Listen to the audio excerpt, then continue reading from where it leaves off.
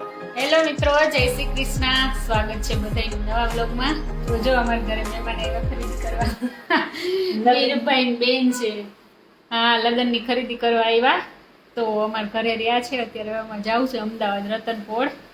ત્યાં બધા કહેતા હોય સારું જડે, તો અમે લાવ લઈ આવી. તો હાલો હમણાં નીકળવાનું હોય. જમી લીધું, બપોરના 1-2 વાગી ગયા. વીરભાઈ કે હાલો. હા વીરભાઈ, હાલો.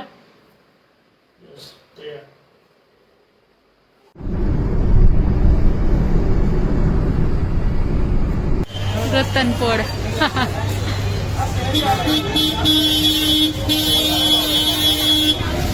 2025 માં બધાય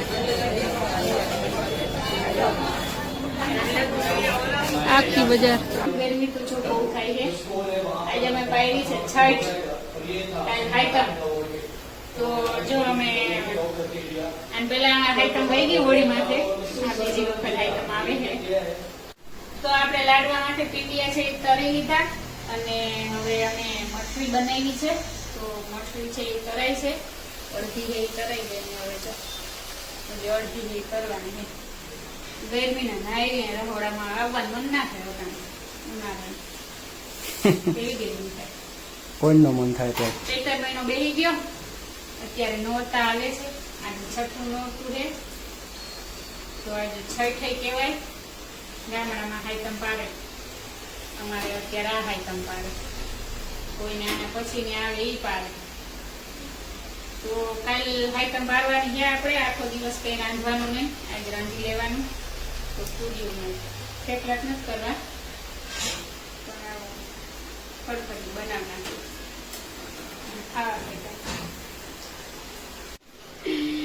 આટલી બધી ગરમીમાં જો વીરભાઈ સરપ્રાઈઝ આપી દીધી. રસની સરસ મજાની રસ લઈ આવ્યા. પાણી પીવાનું મન થાય ને ઠંડુ. ઠંડુ અત્યારે ઉનાળામાં કિશોર પી બોટલ બધી ખાલી કરી નાખે. પીવામાં અલગ, બોટલ ભરવામાં થવું જ નહીં. ખાલી કરી મૂકી દે બધી. ચલો પેલા કામ કરો, જે પીવાનું છે એ કરો. આ તો થાતો રહે. આ તેલ કઈ થોડું બૈરું છે. હાલો સરસ મજાનો રસ પીવા.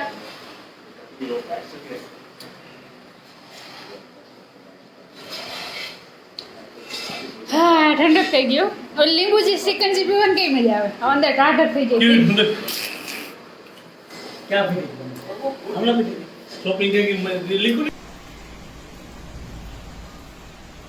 હાલો આપણે સરસ મજાના ચૂરમાના લાડવા છે તૈયાર થઈ ગયા છે.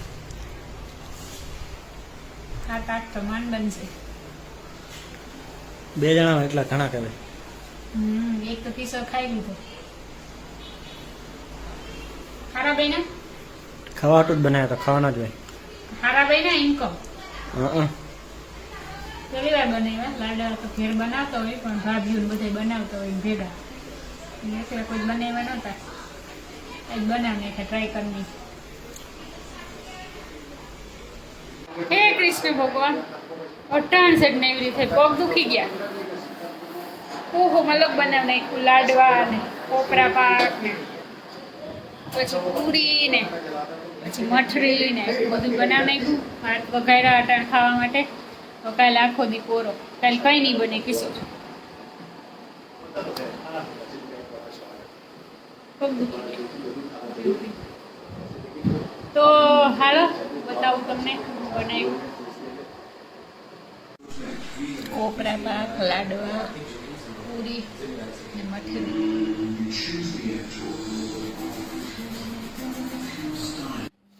જય શ્રી કૃષ્ણ બધાને. આજે સાતમના દિવસે, શીતળામાની સાતમ છે આજે.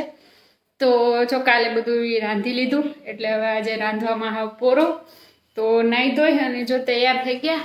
અને આપણે ચૂલાની શીતળા માતાની પૂજા છે એ કરવાની છે. તો બધું તૈયાર કરી લીધું છે. ઘરે મમ્મી કરતા હોય એટલે થોડું થોડું યાદ છે. બાકી અહીંયા તો આપણે બહુ ખબર ના હોય. તો ત્યાં પાણીયારું હોય ને, ત્યાં કુલેર કરવાની હોય. પછી શીતળા માને કુલેર છે એ વાલી હોય, એટલે એમને કુલેરનો પ્રસાદ ધરવાનો હોય, દીવો કરવાનો હોય અને પારણું બનાવવાનું હોય. એટલે શીતળા માની આ રીતે કંઈક પૂજા કરવાની હોય. તો ચાલો અત્યારે મારે કરવાની છે પૂજા. તો પૂજા કરી નાખીએ. પ્રસાદ બનાવી લઈએ કુલેરનો ને દીવો કરી દઈએ ને પારણું ને બધું બનાવી નાખીએ. અહીં જો બધું મેં એકદમ સાફ કરી નાખ્યું છે. ચૂલો એકદમ મસ્ત ચકચકાટ કરી દીધો ને બધું આ ચૂલે છે રાંધ્યું હતું બધું, એટલે એ ચૂલે આજે દીવો કરી કુલેર ધરી અને આપણે આજનો દિવસ કાંઈ સાંજ સુધી બનાવવાનું નથી, તો શીતળામાં છે એ રક્ષા કરે. તો ચાલો બનાવી નાખીએ કુલેર. આ લઈ લીધો આપણે ઘઉંનો લોટ. હવે એમાં નાખી દઈશું ગોળ, થોડુંક ઘી ને કહી લેવું. ચલો આપણી કુલેર છે તૈયાર થઈ ગઈ.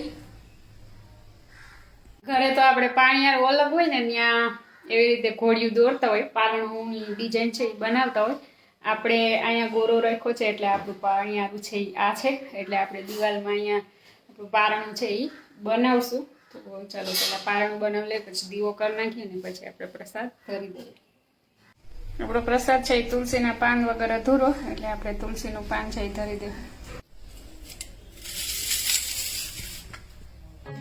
પારણું છે એ બનાવ્યું તો નથી કોઈ દી.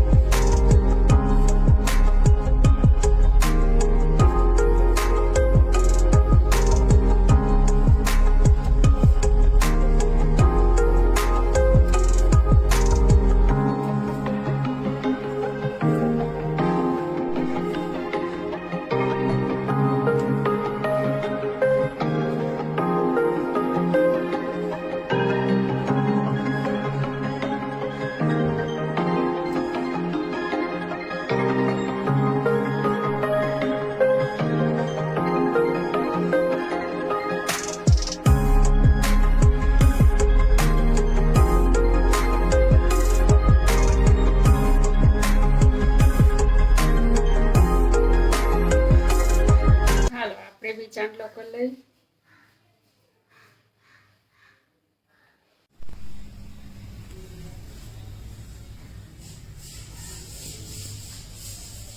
શીતળામાને દીવો કરી દીધો અને પારણું બનાવી નાખ્યું, સાથિયા અને 5 ચાંદલા. હવે આપણે કુલેરનો પ્રસાદ છે એ ધરી દઈએ શીતળા માતાને, પછી પ્રાર્થના કરી લઈએ એટલે આપણી વિધિ અહીંયા પૂરી.